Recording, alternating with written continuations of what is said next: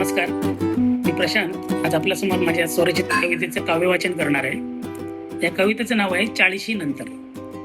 माणूस जेव्हा 40चा उंबरठा पार करतो तेव्हा होणारे जे छोटे छोटे बदल असतात त्यातले काही बदल मी या कवितेत मांडण्याचा प्रयत्न केला आहे. तर सादर करतो 40 नंतर. विचारसरणीती हळूहळू येऊ लागले हल्ली अंतर.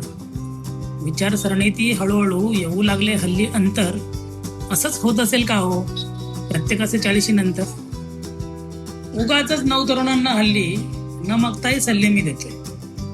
उगाचच नवतरुणांना हल्ली न मागताही सल्ले मी देतोय. महागड्या परफ्यूमची जागा झेंडूबामच्या वासाने घेतोय. गॉगल लावून मिरवायचं किती, हल्ली चष्मा लागतो वाचायला.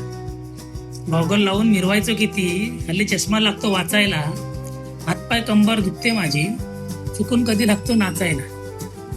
जरी राहिलो नाही तरुण आता, पण वृद्धही नाही झालो अजून.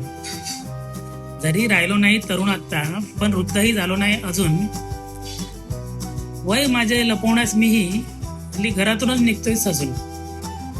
कसं रोखू या वेड्या मनाला, पुन्हा पुन्हा हे विषतच जाते. कसं रोखू या वेड्या मनाला, पुन्हा पुन्हा हे विषतच जातंय. कल्पनाच्या जगात जगून हल्ली मनोमने प्रेमाचं गीत हे गातंय. पैसा तर वाढतोय पण सोबत चिडचिड आणि वजनही वाढतंय. पैसा तर वाढतोय पण सोबत चिडचिड आणि वजनही वाढतंय. जुन्या दिवसांच्या आठवणीत मात्र हे वडे मन आजही रडतंय. धन्यवाद.